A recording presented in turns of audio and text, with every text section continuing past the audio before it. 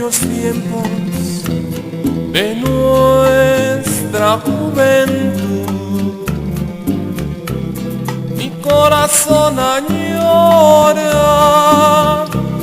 tu juventud hermosa, y aún sigo enamorado de ti, mi linda esposa.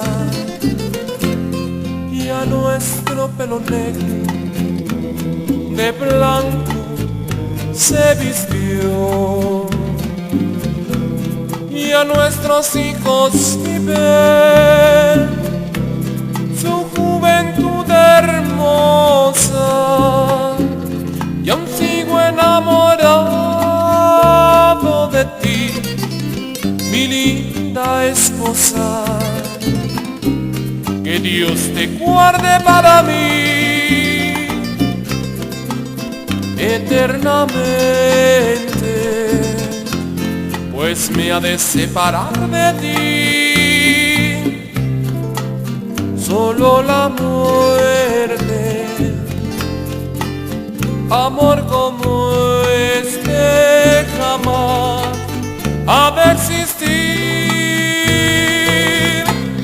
Y a nuestro pelo negro de blanco se vistió,